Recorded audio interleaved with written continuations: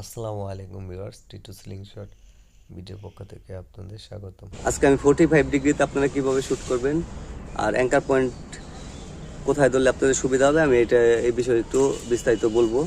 দেখেন, এমিং পয়েন্ট আমরা 45 ডিগ্রিতে, এটা হলো 90, এই হলো 45, এরকম যতক্ষণ এই পর্যন্ত না আনবে ততক্ষণ 45 ধরা চলে আর কি।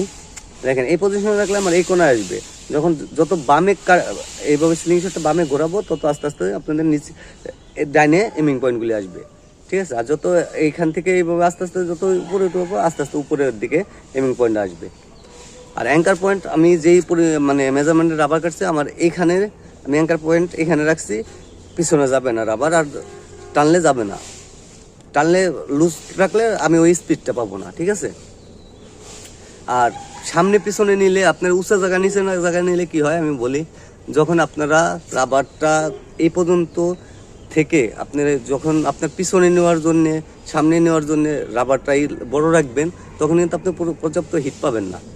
আর এইখানে যদি আপনার অ্যাঙ্কার পয়েন্ট থাকে, যখন সামনে আনবেন, এখান থেকে সামনে আনবেন, তখন কিন্তু টার্গেটে মিডিলে ধরলে রাবার লুজ হয়ে যাবে। এই পজিশনে যে স্পিডটা পাবেন এখানে আনলে কিন্তু সেই স্পিডটা থাকবে না, একটু কমবে, তখন আপনার টার্গেটে লাগবে না, নিচে চলে যাবে, নিচে পড়বে সামনে আনলে। হ্যাঁ, আর পিছনে নিলে আপনি এই পজিশনে যেখানে মনে করেন টার্গেট হিট করতে যেতেছেন, এই পজিশনে রাখলে হিট মিডিলে লাগবে।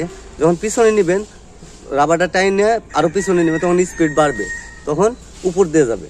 এই বিষয়, এটা করার দরকার নাই। আপনারা শুধু অ্যাঙ্কার পয়েন্ট এক জায়গায় রেখে এমিং পয়েন্টে উপর নিচে করবেন। আর ডানে বামে যাওয়ার সলিউশন, ডানে গেলে হালকা টিপ সাইজের থেকে, দেখেন এই যে এটা টিপ সাইজ বলে, টিপ সাইজের থেকে হালকা ফাঁকা রাখবেন ডানে গেলে। মনে করেন এই যে টার্গেটের ডানে ডানে কাটতেছে, তখন আপনারা এরকম এরকম রাখবেন। হ্যাঁ, এরকম রাখবেন।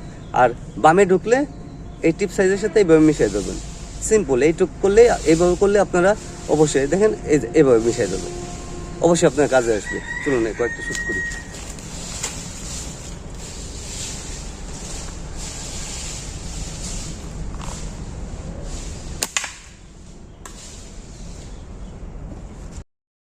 পড়ে গেছে। এই ভিডিওটা এই পর্যন্ত, পরবর্তী ভিডিও দেখার জন্য আমন্ত্রণ রইল। আসসালামু আলাইকুম।